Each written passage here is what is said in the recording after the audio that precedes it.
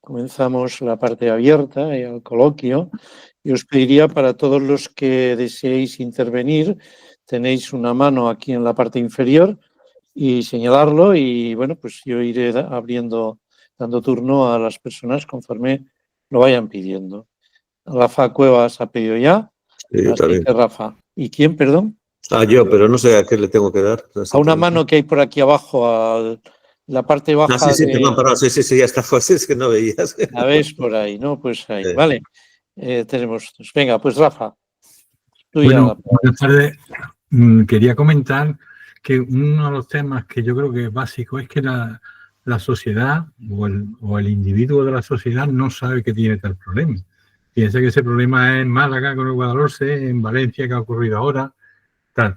Yo lo que ha puesto Juan, es que la intervención no pensaba intervenir, pero Juan ha hecho eso y voy a enseñaros lo que ocurre en Sevilla.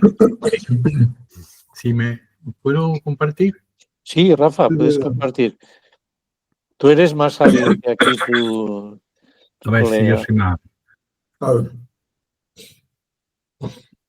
Bueno, aquí tenéis mi pantalla, que yo manejo un poquitín el SIG y tenemos Sevilla. Juan lo ha sacado esto en plan grande. Pero si le pincho aquí, me sale... no tengo que irme a... Perdón, tengo que irme aquí. Si le pincho ahí, me sale la zona zonas que cada 50 años se inundaría, ¿eh? Y tenemos a Camas, por supuesto, como la gran estrella de la inundación. Pero es que, bueno, supongo que entendéis lo de los 50 años, el periodo de retorno es que cada X tiempo pues se produce al menos una vez, la probabilidad de una vez. Pero si le doy a la capa de 500 años, resulta que vivimos en una zona inundable, ¿eh? Lo único que vemos que pues, se puede ver aquí es que hay una parte que es la Hispalia antigua, ¿eh? Esta zona de aquí, la Hispalia antigua, que no es inundable cada 500 años, según el estudio, ¿no? Pero el resto, mi casa, yo vivo en Felipe II, la Plaza de España, San Bernardo, todo esto es inundable. Todo es inundable, Sevilla inundable. Y mi pregunta, y es la idea que yo quiero lanzar, la población de Sevilla no tiene ninguna conciencia de que esto está ocurriendo. Y eso quería aportar. Gracias. Muy bien, pues yo si os parece hacemos van entrando las preguntas y si acaso pues cuando ya termine el primer bloque hacemos una ronda de respuestas. Así que Julen, tienes la palabra. Muy buenas. Bueno, yo estoy bastante de acuerdo con lo que se ha comentado. Bueno, una cuestión un poco en lo que ha comentado un poco Joan, ¿no? De la lucha contra el cambio climático. Sí que, bueno, que son los dos pilares, ¿no? La mitigación y la adaptación.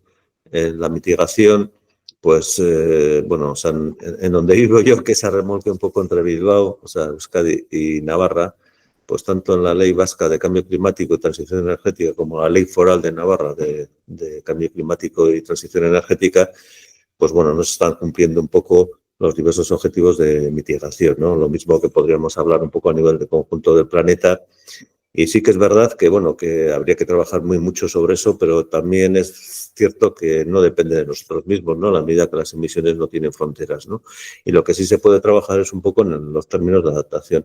Entonces, yo lo que veo, bueno, en el tema de la adaptación, prevención y adaptación, en el caso, por ejemplo, de la Comunidad Autónoma de Euskadi y la Comunidad Foral de Navarra, pues claro, pues sí que se están haciendo algunas cosillas desde el punto de vista de proyectos piloto, ¿no? Pero tanto en las dos leyes, ¿no? De cambio climático no hay un plan general de adaptación, ¿no? Un plan general de adaptación, pues que integral, ¿no? Que aborde pues diferentes cuestiones relacionadas con los efectos del cambio climático, ¿no? Ahí estarían, pues bueno, temas de inundaciones, temas de incendios, bueno, toda una serie de cuestiones, ¿no? Entonces, aparece un poco como a la hermana pobre, ¿no? O sea, cuando hablamos un poco de la gestión de los residuos, bueno, a las que me he dedicado un poco en mi trayectoria profesional bastante, pues claro, pues siempre se habla de reciclaje como solución, no se habla de la reducción y reutilización, que son los primeros, ¿no? Entonces, yo no sé muy bien, quiero decir que a esos niveles, por ejemplo, el cambio climático, bueno, tanto en Andalucía como en el País Valencià, ¿no? Que es un poco el objetivo, que es un poco lo que se ha planteado en las diferentes ponencias, cómo está un poco a esos niveles, ¿no? Sí que es cierto que, bueno, en el caso, por ejemplo, bueno, hay una serie de cosas bastante comunes que se han planteado, el tema de la inundabilidad. Bueno, en todos los sitios hay construcciones, ¿no? En zonas inundables, ¿no? Pero sí que hay algunas diferencias un poco en relación con el tema mediterráneo, ¿no? Como sabéis, tanto en Euskadi como en el caso de Navarra, pues bueno, están las vertientes cantábricas, la vertiente la mediterránea, y las situaciones son muy diferentes, aunque en realidad a nivel cantábrico también, pues bueno, pues está habiendo pues un tipo de fenómenos meteorológicos, por así decirlo, un poco extremos, ¿no? Entonces, la pregunta sería un poco, pues bueno, la importancia un poco de la adaptación, porque sí que es una competencia que tenemos en nuestras comunidades autónomas para llevar un poco a cabo, ¿no? Está muy bien. Aurora Baena. Sí, hola, buenas tardes. Buenas tardes. Perdona, voy a quitar esta foto porque es del año de hace mucho tiempo. Estaba mucho más joven. Bueno, está bien.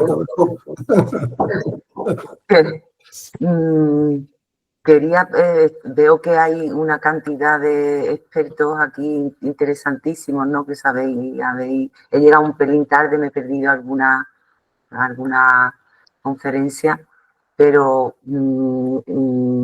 bueno, pues yo soy gerente de una asociación de infraestructura verde urbana, de empresas de espacios verdes, ¿no? Empresas que trabajan y llevamos muchos años haciendo una gestión de formación y de puesta en valor de la necesidad de la renaturalización de las ciudades, ¿no? Se ha urbanizado mucho, nos hemos pasado un poco con la infraestructura gris y tenemos que equilibrar.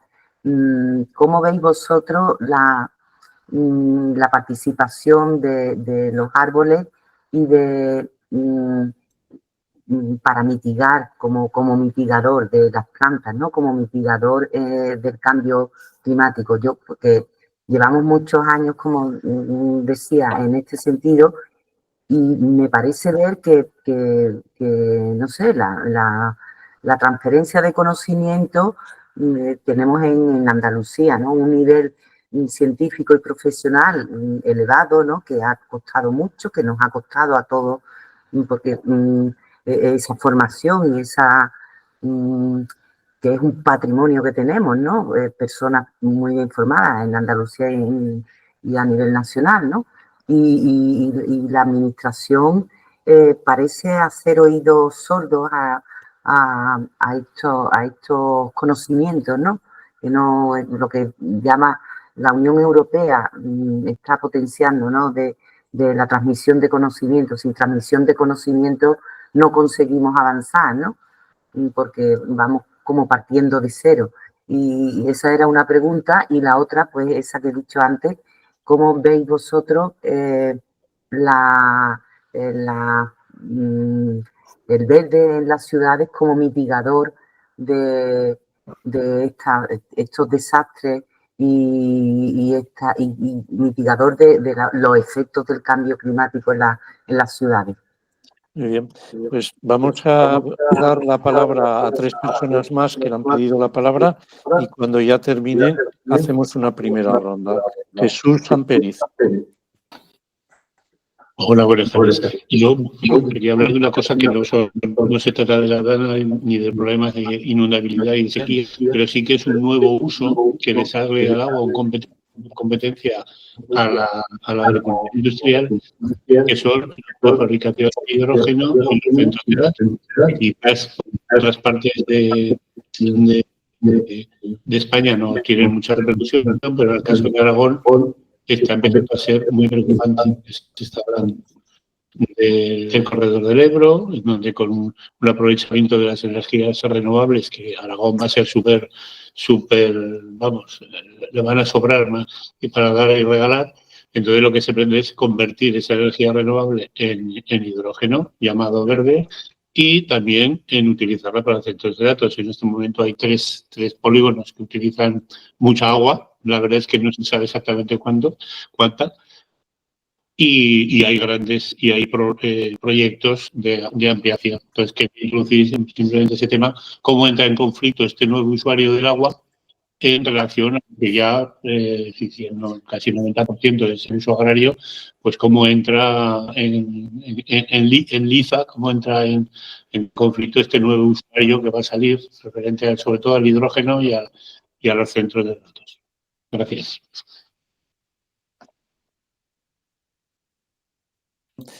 Josefina Maestu.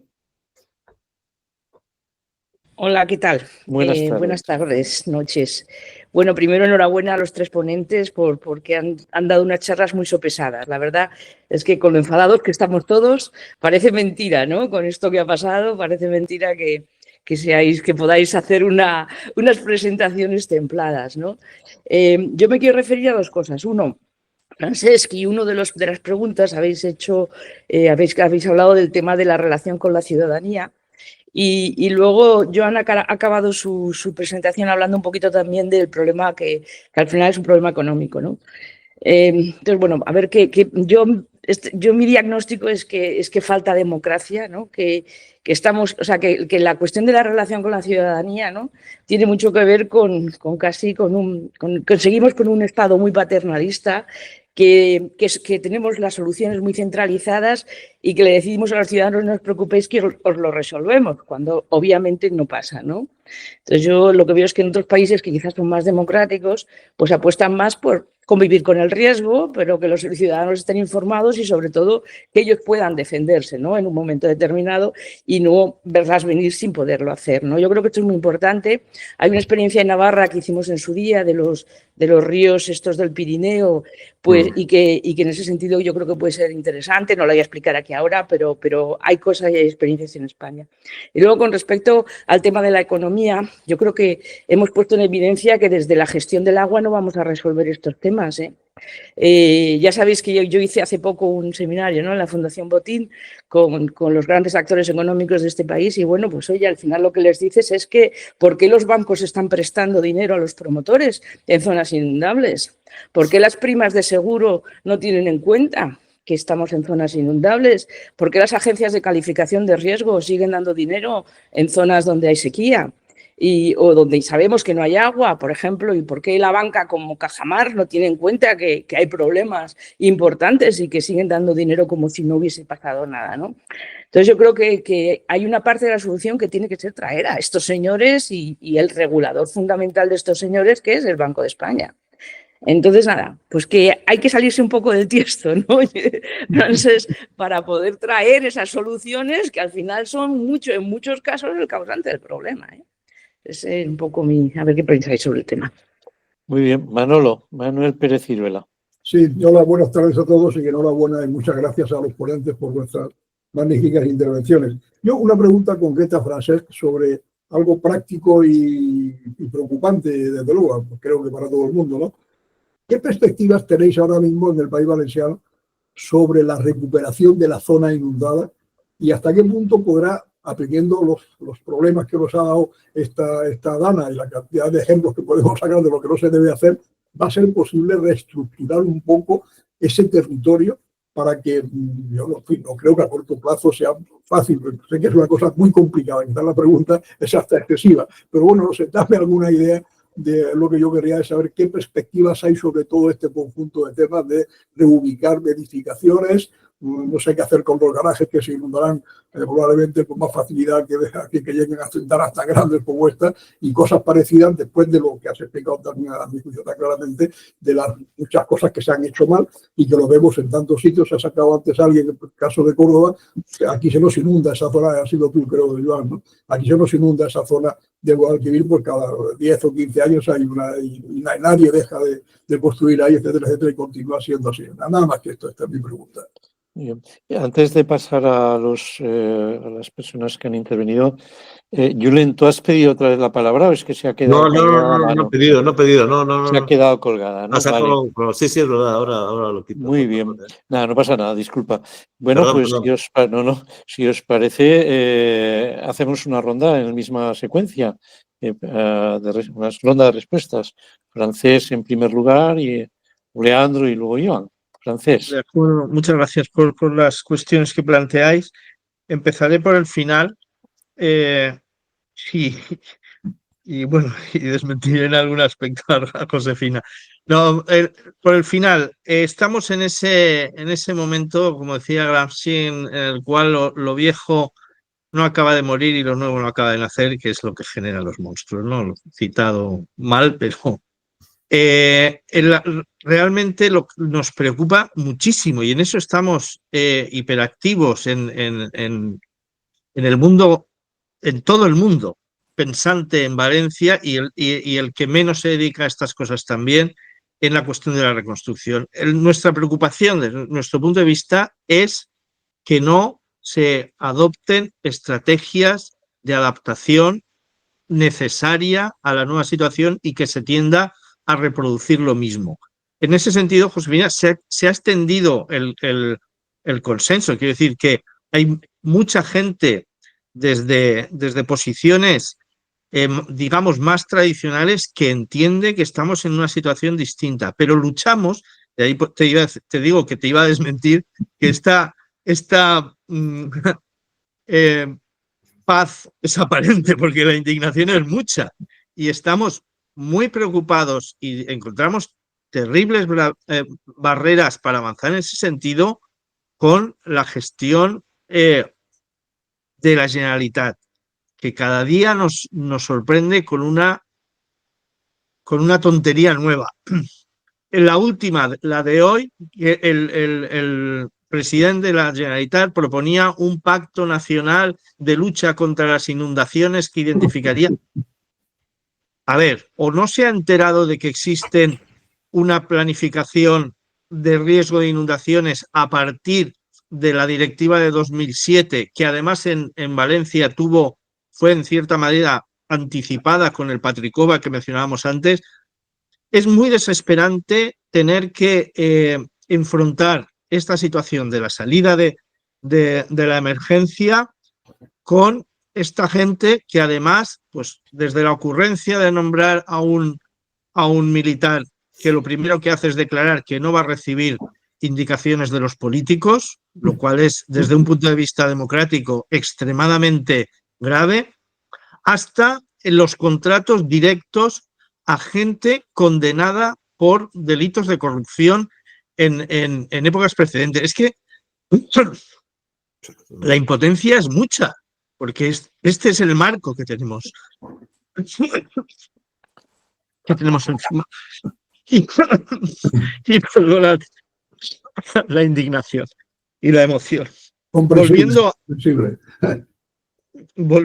es que la impotencia es mucha.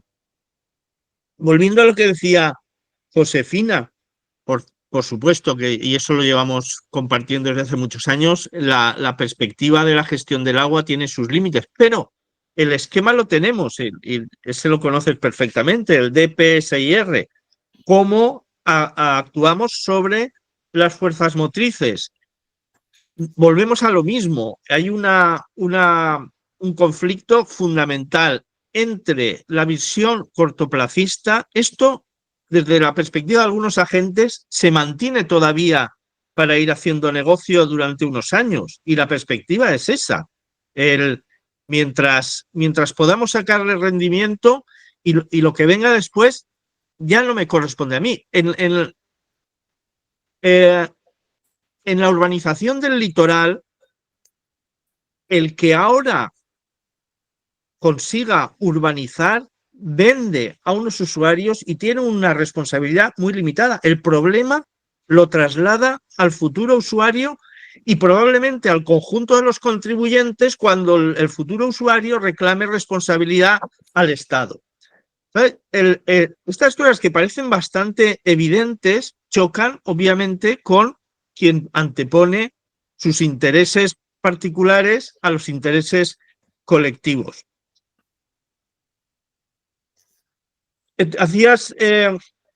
Comparabas con otras situaciones en las cuales la conciencia del riesgo es mayor. Efectivamente, necesitamos mucha pedagogía, también lo apuntaba antes. Una de las cosas que estamos planteando, ya digo, en estas discusiones que alcanzan, son más amplias de lo que del mundo en el que tradicionalmente hemos discutido estas cosas, porque viene mucha gente que no tiene una relación directa con el agua, que entra desde otros puntos de vista, pero una de las cosas que está sobre la mesa bueno, dos quería decir. Una, como economista, tener presente que no solo tratamos de dinero, que también tratamos, por un lado, de servicios ecosistémicos, bueno, que habríamos de, si tenemos una perspectiva de economía sustantiva, de servicios ecosistémicos, y por otra, que en las situaciones industriales no solo se distribuyen fondos económicos, también se distribuyen riesgos.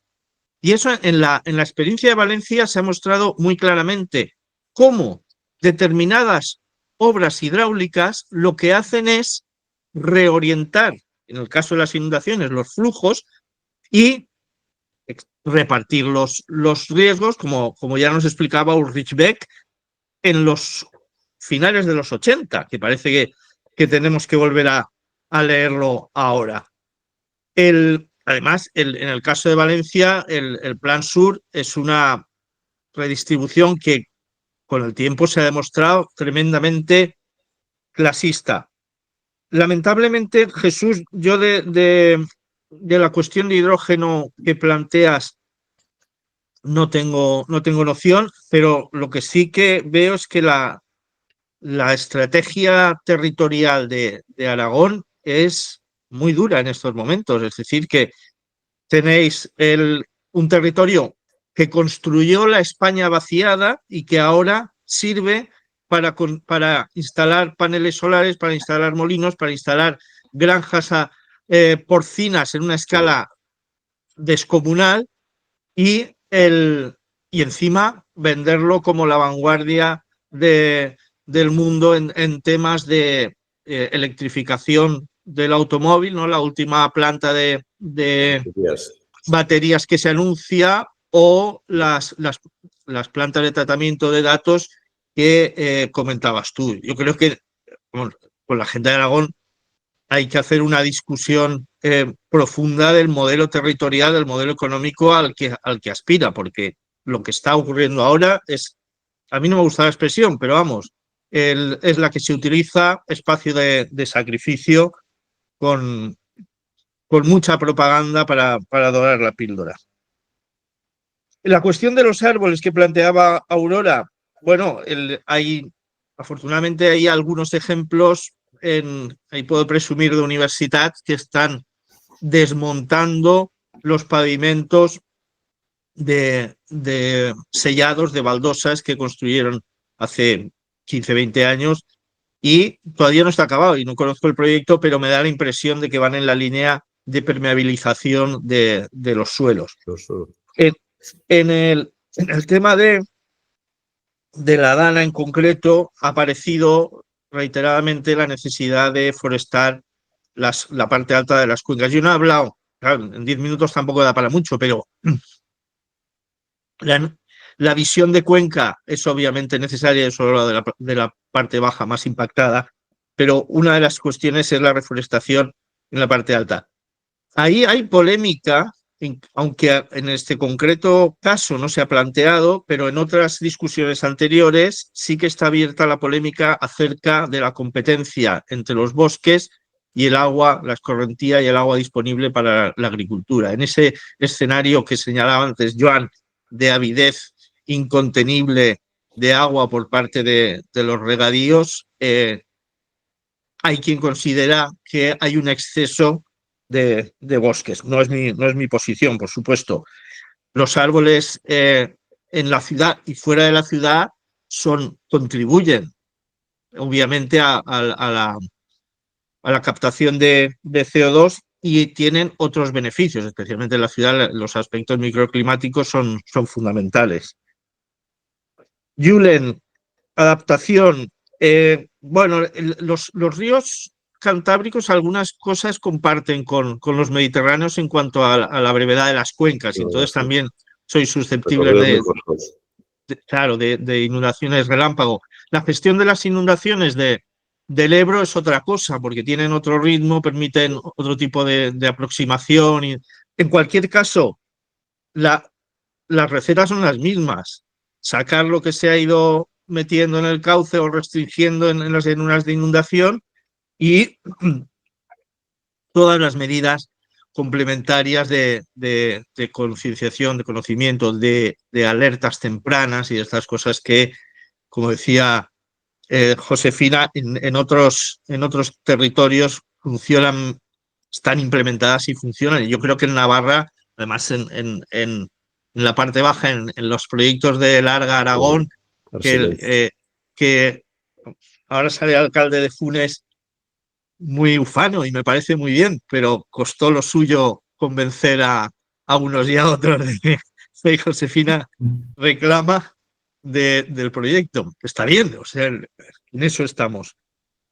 Y a Rafael Cuevas, bueno,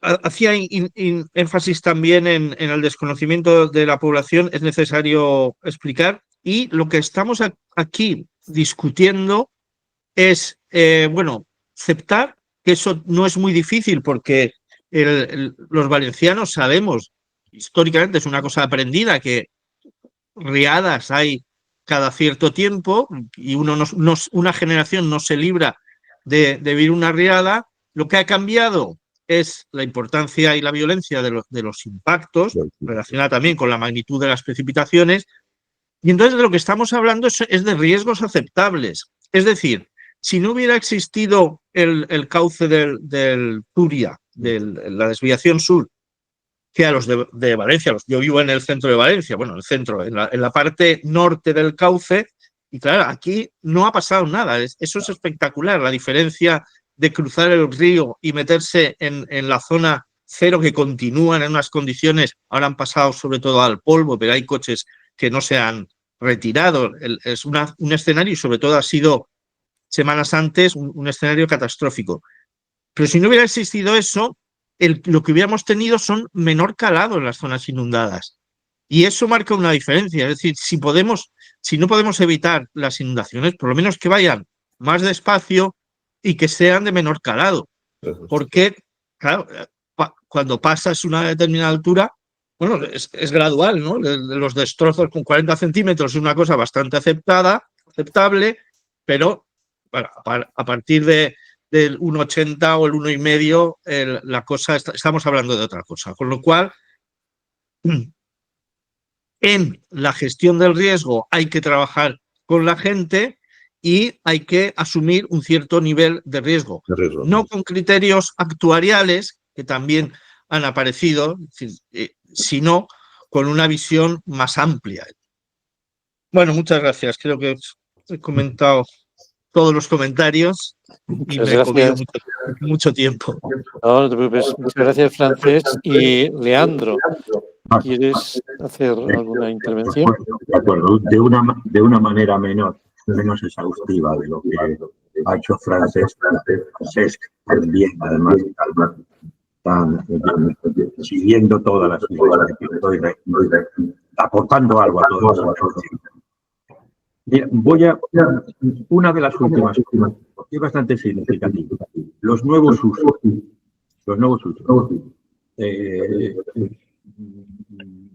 Hidrógeno verde, pero también energías renovables, los nuevos centros de datos, los consumos de agua. Desde el mundo del agua, todo lo que sea litros es despreciable. O no debiera. 1 millón de litros en agua no es nada. Esos son 1000 metros cúbicos. Y una hectárea de arrozal tiene 14.000 metros cúbicos. No es nada. Las energías renovables en Andalucía está previsto 20-25 metros cúbicos. En una comunidad autónoma que consume 3.000 metros cúbicos. Entonces, tendemos, lo digo, una respuesta desde el terreno del agua, es que llega la gente con criterios paisajísticos, ecológicos, pone cosas en el Guadalhorce o en Aragón, etcétera, y claro, habla de litros, grandes magnitudes, y está buscando la defensa de la normativa del agua aporta para amarrar, para articular la oposición. Que no otras legislaciones, la legislación de agua es muy estricta. porque todo lo que sea intervención sobre el agua necesita, ahora quiero mencionar, no solo planificación, sino informe de la autoridad de la administración hidráulica, que hay un debate legal, ¿no?, jurídico sobre el carácter vinculante no de este informe, pero tiene una... Joan Corominas ha sido protagonista muy destacado en algunos textos. Hay ahí simplemente lo que quiero mencionar, ¿no?, ese aspecto. Yo creo que en el sector del agua, claro, es un sector muy influyente porque es transversal en todo, porque tiene una tradición de intervención en el territorio, de condicionar, de mandar sobre el territorio. La política hidráulica como la política territorial por excelencia. La ordenación del territorio a través de la política hidráulica. Ahora, las autoridades hidráulicas se han replegado y se pliegan a los procesos espontáneos, por ejemplo, del regadío del olivar. Fenómenos que han llegado hace 15 o 20 años y que desbordan todo control y que la política hidráulica les sigue, pero viene de una tradición de mucha autoridad sobre el territorio. Pero bueno, es una política sectorial en la que se manifiesta un asunto que es el debate sobre el límite de los recursos, el pico del petróleo, los límites de los recursos naturales, de desarrollo. En el agua ya se ha dado, lo ha explicado Joan Corominas. En el agua ya estamos en decrecimiento. Ya estamos en decrecimiento. Aparte por las precipitaciones, que es más todavía sujeto a evoluciones, a diferencias territoriales, temporales, etcétera, pero ahí están los datos que ha presentado Joan, por las temperaturas y por la evapotranspiración. Hay menos recursos. Estamos en decrecimiento. En el sector del agua, nadie habla de que esté disminuyendo el cemento. O ni siquiera el petróleo. Ya sabemos que lo del pico del petróleo va a llegar el año 30. Llegamos anunciándolo hace 25-30. La plataforma sigue aumentando el petróleo. El agua está disminuyendo.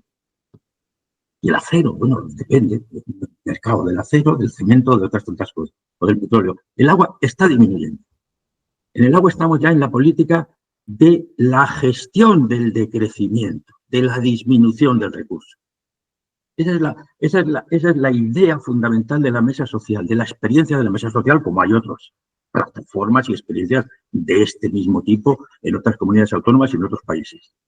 De la gestión del decrecimiento, que es el reparto, la transición justa, que es reparto, que es reducción de las desigualdades que se están produciendo y se van a seguir produciendo y se van a seguir acentuando en los impactos, tanto en la sequía como en la inundación, en la topografía social de la inundación. Dos grandes, bueno, por otra parte, claro, también es el vector del cambio climático, claro, que está acentuando. Es, por una parte, la producción, la causalidad por el sector de la energía, de las emisiones, fundamentalmente de la energía, y el impacto sobre los ecosistemas acuáticos. En calidad, en cantidad, en inundación, en sequía, uno de los principales receptores de los impactos del cambio climático. Tanto de ahí, de la intensificación de la problemática social del reparto. Otra cuestión que quería señalar es la profunda raíz cultural.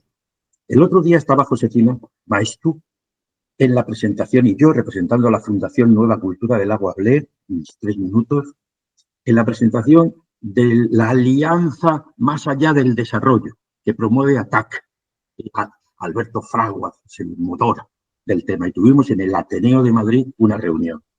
Bueno, pues uno de las organizaciones que firma, que suscribe este documento inicial de lanzamiento elaborado por Alberto Fraguas y José Manuel Naredo, estuvo de ponente principal de la sesión el lunes pasado por la tarde, planteó que no podemos tolerar que por no haberse hecho, Josefina lo recuerda, no sé si había llegado ya, llegó un poco tarde, que por no haberse hecho las inversiones de 100, 200, 250 millones de euros que costaban los planes del año 6, 2006, 2008, canalizaciones, laminaciones que fueron obturados o dificultados por el plan de la Huerta Sur. Bueno, no, vamos, esto lo dijo, ¿me entiendes? Es decir, que por no haberse hecho eso, se han ocasionado pérdidas de decenas de miles de euros. Y eso se dijo allí. Yo me estuve pensando si contradecirle, pero digo, si tenemos 3 minutos y empezamos a contradecirnos entre los ponentes, pero salí con muy mal sabor de boca de que hubiera quedado en esa reunión ese mensaje. Ese mensaje. Pero vamos, ese mensaje es el del foro de los ingenieros de caminos, canales y puertos del lunes por la mañana, que lo tenéis en podcast y que os recomiendo. Y de la mayor parte de los mensajes de medios de comunicación, no de todos, porque ahí está el documento de los geógrafos valencianos de hoy y otras varias cosas, entre otros el documento de la Mesa Social del Agua, de la Fundación Nueva Cultura del Agua, etcétera, etcétera, ¿no?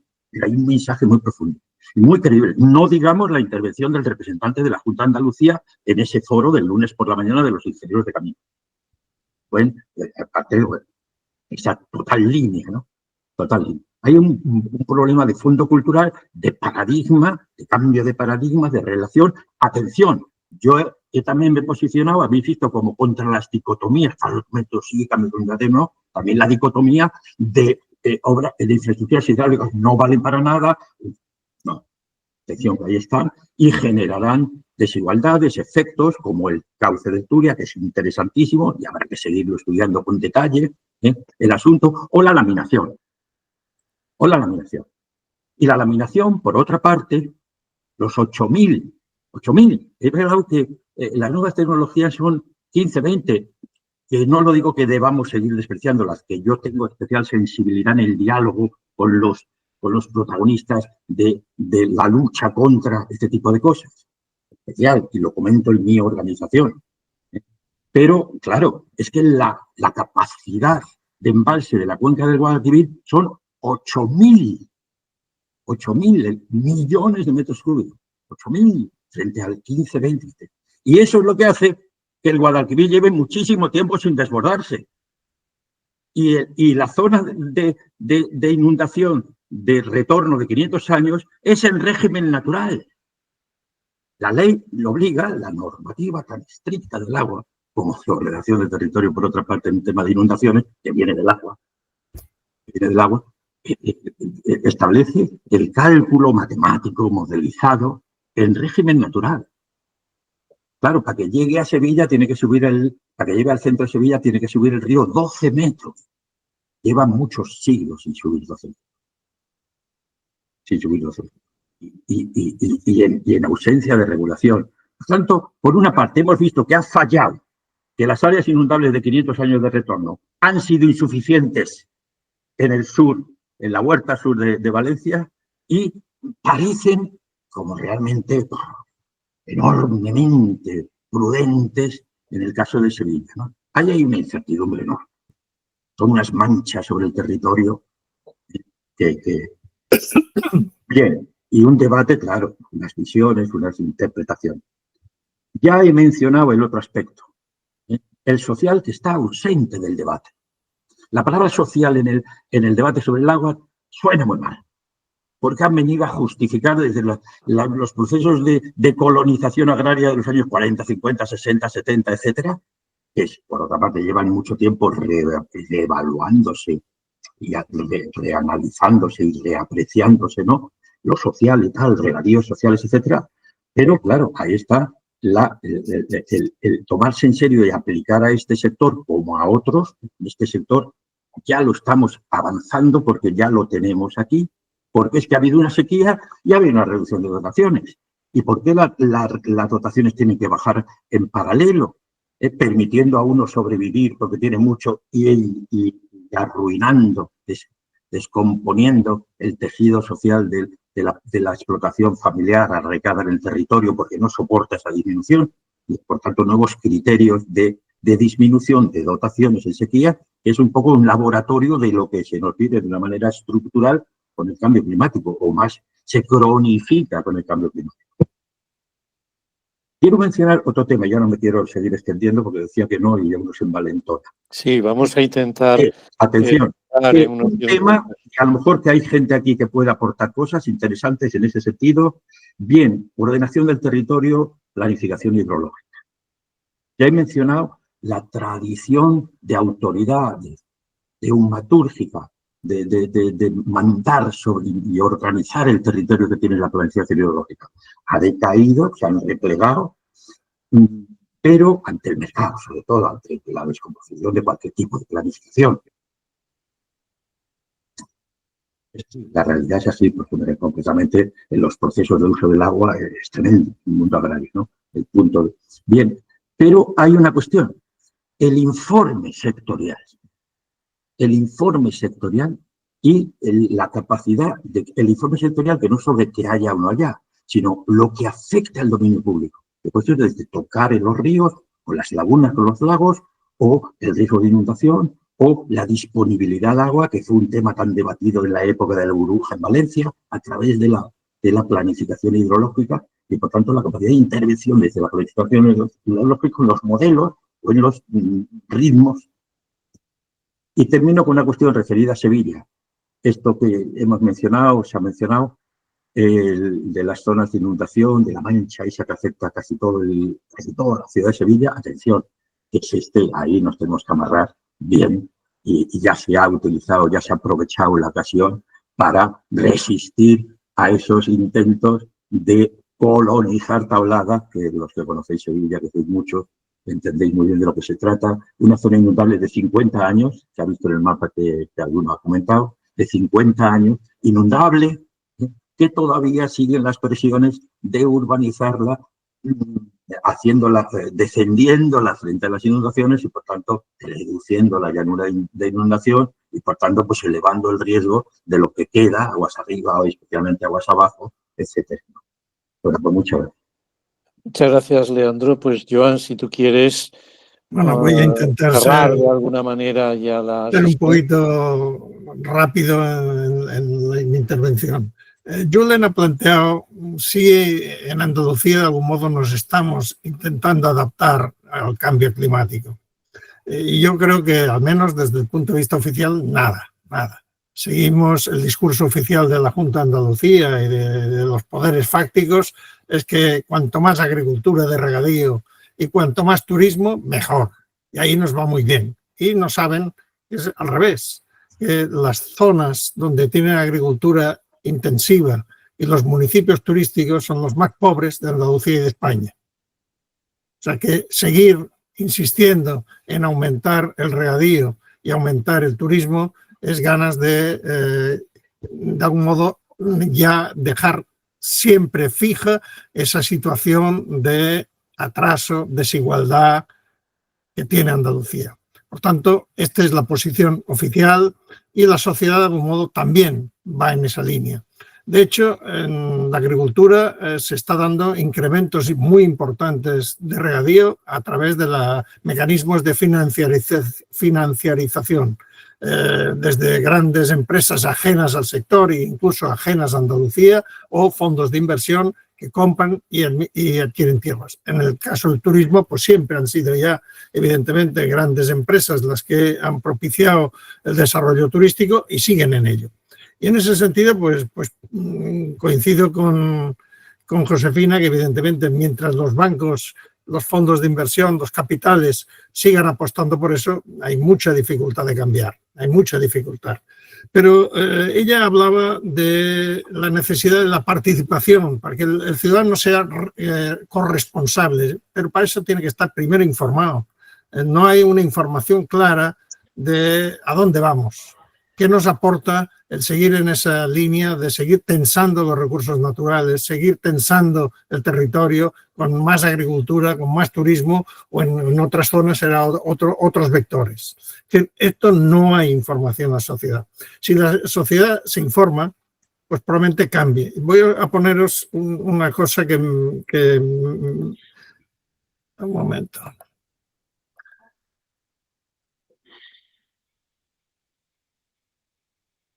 Bueno, hace un par de o 3 de días El País publicó el barómetro 40DB en relación con la DANA. Aquí se ven que en el caso, por ejemplo, de Valencia, sí la sociedad se ha sensibilizado. Hay 3 preguntas que de algún modo las contestan la gente de los diversos o que votan en diversos partidos políticos. En color morado sería Podemos, en color rosa Sumar, rojo el PSOE, azul PP, el marrón los de Alvise y Vox los verdes. Bueno, pues la primera pregunta, ¿se deberían reforzar las unidades especiales de emergencia? Pues hay un consenso muy generalizado. Prácticamente toda la sociedad valenciana está de acuerdo. La segunda, ¿en el futuro se debería prohibir construir en zonas inundables? Pues también, algo menos, evidentemente, en la extrema derecha, pero también supera el 60%. Por tanto, hay un consenso de que el impacto que ha tenido esta DANA ha hecho pensar y ha hecho cambiar a la gente. Probablemente será una cosa temporal, dentro de unos días nos olvidaremos, pero en este momento hay una percepción de cambio. Y la tercera, se debería realojar a las personas que viven o que vivan en zonas climáticamente vulnerables, y también hay una mayoría de la sociedad un poco menor, pero evidentemente hay una gran mayoría. Por tanto, no habría un rechazo importante, sobre todo si se hace con criterios de justicia, esa modificación, esa deconstrucción y traslado de determinadas poblaciones a otras zonas, no habría gran rechazo social. Yo creo que esa información, en ese caso, pues aprendiendo con sangre, pero en otros casos aprendiendo con datos, es muy importante para que reaccione la población. Yo creo que este debería ser el camino que tendríamos que ir tomando. Muy bien. Pues Manolo Pérez Ciruela, si quieres, como presidente de nuestra asociación, si quieres cerrar la sesión. Bueno, ahí veo que hay algunas personas que habéis pedido la palabra. Acabo de verlo, me acabo de dar cuenta, Aurora y Miguel. ¿Perdón? Que hay 2 personas que han pedido la palabra. Sí, si Miguel quieres, Toro, Manolo, intervienen Aurora, los dos y Aurora Maeda. y Dale luego cierras tú, ¿te parece? Sí, me parece. Sí. Pues perfecto, pues Aurora primero, si acaso. Dale al micro, por favor. No, nada, yo es que había hecho una pregunta en la primera ronda y era porque había preguntado, aparte de lo que ya ha contestado, habéis contestado, pues la otra pregunta era si creéis que hay transferencia de conocimiento desde de los científicos a los políticos, porque claro, Josefina ha hablado de la importancia que tiene la ciudadanía, ¿no? Pero al fin y al cabo estamos en nosotras se vota a unos políticos que son los que gestionan nuestra vida. Y entonces, si estos políticos que gestionan nuestra vida no están asesorados por vosotros, por los científicos, por los profesionales, pues mal vamos, ¿no? Por mucho que estemos, sabemos que, y lo habéis expresado, ¿no? Que ante este tipo de desastre, y estamos hablando del agua solo, ¿no? Porque hay otro tipo de desastres que vienen por otro temas, ¿no? Y el cambio climático es muy amplio y se debe de trabajar de forma multidisciplinar y transversal, ¿no? Y que para decidir unas cuestiones pues estén implicados pues en muchos sectores de políticos y científicos, ¿no? De todos los ámbitos del conocimiento. Entonces, esta era la pregunta. ¿Creéis que nuestros dirigentes se dejan asesorar o son permeables a los conocimientos que tenemos y que sabemos que tenemos, ¿no? Vosotros en el ámbito del agua, nosotros en el ámbito del verde, de las plantas, en el tema de la construcción, hay muchos arquitectos que están disconformes con las formas de la planificación de la ciudad, etcétera, etcétera, ¿no? Nada más. Pues muchas gracias. Ahora, Miguel, haz tu fórmula un poco, bueno, entra tú. Sí, yo rápido porque veo ya un poco tarde, pero en cualquier caso, un par de preguntas que supongo que van a ser difíciles de responder porque yo tampoco tengo respuesta, pero la primera cuestión que quería preguntaros sería, ¿qué tendríamos que preguntarle o que pedirle en particular en Andalucía al Parlamento como algo, digamos, inmediato para ir haciendo? Es decir, ¿qué tendríamos que pedirle a nuestros políticos como una primera línea de acción, en particular en Andalucía? Esta sería la primera pregunta. Y la segunda pregunta es que me temo que de alguna forma hay un sector muy grande de la población que no es consciente del problema, pero que además directamente no se siente, por así decirlo, que este sea su problema. Entonces, la segunda pregunta sería, ¿cómo construimos mayorías políticas que sean capaces de abordar este problema? Porque claro, si no nos respondemos estas dos cosas, al final nos podemos quedar simplemente en una discusión entre académicos, una discusión entre expertos, pero una discusión que cuando se lleva a, por así decirlo, algunos sectores, me estoy refiriendo en particular, lo conocen muy bien Joan, Leandro, a sectores rurales, pues de alguna manera no se sienten concernidos por el problema, porque realmente lo que quieren es regar. Y por ejemplo, en otros sectores, como el sector del turismo de masa, lo que quieren es viajar. Es decir, queremos ahora parar a gente que no ha viajado nunca, pero ahora dice, ¿y por qué me voy a parar yo ahora? O queremos que no rieguen gente que tiene un deseo de regar. En definitiva, ¿cómo construimos unas mayorías políticas que sean capaces de revertir o de abordar el problema que tenemos?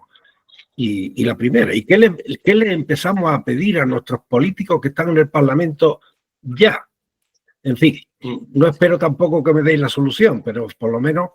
Bueno, algo dirán. Vamos a preguntarle aquí, ¿cuál de los tres quiere hablar de esto? Lo digo por la limitación un poquito de tiempo. ¿Cuál de los tres se anima? A ver, aquí, el primero que salga. Yo creo que los tres vamos a querer decir algo. Sí, pero tenemos un poco de límite de tiempo. Por el orden. Que sea muy corto. Hablamos si quieres los tres, Venga, pero por el orden.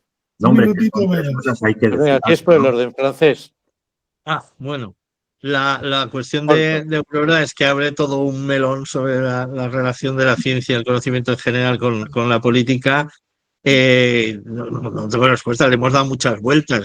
Lo que es importante señalar es que también la ciencia está en crisis por una parte y en adaptación por otra. Y ahí están las cuestiones, lo que en ocasiones hemos llamado ciencia postnormal, que ayuda a intervenir en situaciones de incertidumbre y de desconocimiento elevado, etc. Pero esto tenemos mucho que seguir hablando. La segunda cuestión, o las cuestiones de Miguel, bueno, yo desde fuera, pero vamos,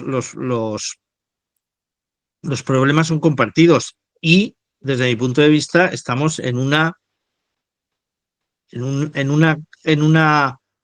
actividad de largo plazo. Los cambios culturales son muy lentos y yo creo que lamentablemente, y esto no es una opinión, sino que es un hecho constatable, se avanza después de las catástrofes, al menos en términos legislativos. En términos de conciencia, alguien lo apuntaba antes, Joan, ahora tenemos el consenso que refleja la encuesta que enseñaba Joan, que muy probablemente decrecerá. Eso habría que ir alimentando, pero es curioso que los primeros afectados por el cambio climático, además con un conocimiento secular de su relación con la naturaleza, que son los agricultores, sean presa fácil para los negacionistas. A mí es una cosa que me sorprende de entrada y que creo que está cambiando.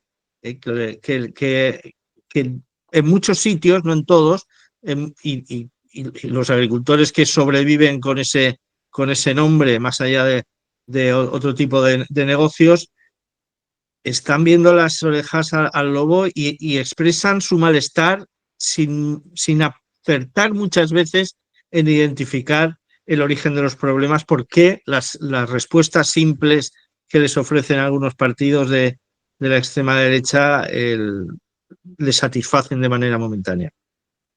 Lo dejo aquí. Sí, con respecto a lo primero, lo que planteaba Aurora está muy de actualidad, con esa oficina de asesores científicos que ha montado el gobierno. Por primera vez por concurso público, selección, con una oficina en presidencia, en la Moncloa, bueno, que está en la línea.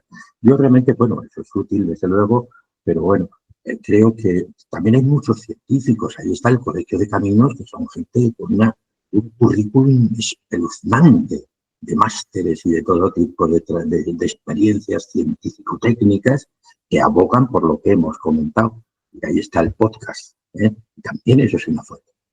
Sesgo. Hoy en día en ciencia hay algo que antes se llamaba ideología, que era un poco, digamos, una palabra muy problemática, muy antipática, ¿no? Ideología, que ahora no, que ahora se ha normalizado en la expresión sesgo. Yo creo que hasta los neurocirujanos saben que tienen sesgo. Sesgo de género, sesgo de clase, sesgo de edad, sesgo de raza, de etnia, el sesgo. El sesgo es fundamental. Muchos científicos que ven las cosas de diferente manera, y en este tema ya lo hemos dicho, la clave. Yo del Parlamento, no sé si coincidiré con Joan, el gran debate, el gran tema es la agricultura, el regadío en toda España, porque es el 80 o 87% del agua en el Guadalquivir, la evapotranspiración hace de cada vez más. Los usos urbanos están controlados. En Sevilla consumimos el 40% menos del agua que hace 20 años. En Zaragoza el 50% y encima la reutilizamos. Es el gran debate. Un debate que va a hacer ver que hay problema cultural, político, social, económico, con enorme importancia. Ese es el gran debate. Y sobre el tema de qué hacer, bueno, pues es lo que estamos intentando. Estamos intentando en esa experiencia hablar con los sindicatos, con UGT, que no te creas que es fácil del todo, con comisiones, ojalá con otros, pero no sé tal, con los ecologistas, con Greenpeace, con BBF, que son ambientalistas, y con la parte al menos de los agricultores, que es el gran avance. Eso que he contado está firmado por COAC y UPA. Hombre, supongo que si lo dijeran ellos, lo dirían de otra manera, pero está firmado, ahí están los documentos en la red. Hemos hecho 6 años de documentos y vamos a seguir haciendo el siguiente sobre el borrador del reglamento del ciclo urbano del agua de Andalucía. Lo vamos a hacer, ya tenemos el borrador de nuestra respuesta al borrador, que ha comenzado el procedimiento previo de consultas. Esta es nuestra propuesta práctica de abordar esa última pregunta. Joan. Bueno, yo creo que las concepciones sociales están muy arraigadas y es muy difícil cambiarlas en el corto plazo. El problema es que el cambio climático nos plantea actuaciones ya, y eso evidentemente va en contra de esa posición psicológica que tenemos los humanos de que nos cuesta cambiar, nos cuesta, y hasta que no nos entra con sangre la letra, pues no actuamos muchas veces. Lo que ha dicho Leandro es muy importante. Ir abriendo puntos de colaboración, de contacto, de consensos, de consensos y disensos también, que hay que convivir con gente que piensa distinto y parcialmente, pero en algunas cosas coincidimos. En todo lo que podamos ir juntos, vamos juntos. Ir abriendo cada vez más a abanicos de la población, a sectores sociales diversos que poco a poco vayan cambiando. Si no, evidentemente es muy difícil contrarrestar el discurso oficial, el discurso de las élites que pretenden continuar como hemos actuado hasta ahora. Pues Manuel, si te parece, como presidente de nuestra asociación, cerrar y... El micro. El micro, Manuel. Lo había quitado para facilitar el sonido de los demás. Sí, que reverberaba mucho. En el debate es por lo que me toca como profesional de la ciencia también, de si hasta qué punto conseguimos llegar a los políticos. Hace tiempo que se llega sobradamente a los políticos y hace tiempo que no se hace ni puñetero caso. Porque yo creo que, vamos a ver, no nos engañemos nunca. No Harari, el Sapien, que no recordar que decía una frase que yo cito mucho: el PAC neoliberal no tiene contestación. bueno, darle vueltas a esta idea de un tipo como ese, que significa que nuestra cultura, no, la nuestra, en la que estamos viviendo, desde luego no es fácil, Joan, parar las cosas y decir hay que quitar 1 millón de hectáreas de regadío o hay que hacer tal otra cosa, porque es que eso está chocando de frente con nuestro modelo de desarrollo al que nos hemos acostumbrado y que requiere de por un lado, quizás de alguien lo ha dicho antes, que alguna catástrofe más nos pueda venir a ayudar pronto para recurrir a una solución. Pero yo no soy pesimista, pero sí creo que lo que hace falta, y ahí es lo que yo, por la parte que nos toca como asociación Nueva Generación Andalucía, hace falta mucha sociedad civil capaz de movilizarse y de hablar y hacer foros como este y de otra manera y criticar lo que hay que criticar y proponer cosas, porque creo que en nuestra mano está ese tema. Yo que en este momento, una sociedad civil bien articulada podría ser capaz de dar la pedagogía y hacer cosas, y que yo con esto quiero animar a todos los que están oyendo, que no son muchos ahora mismo, pero bueno, que lo digamos en más sitios, que creemos foros como este, que sigamos haciéndolos y que efectivamente no cejemos nunca, no dejemos de hacerlo. Esto es labor de resistencia, me parece a mí, sin ninguna duda, ¿no? Así es que gracias a los 3 ponentes que habéis hecho unas intervenciones excelentes, yo os lo agradezco y os doy mi enhorabuena de nuevo. Y nada, que nos sigamos viendo en los foros de nuevo diagnóstico y en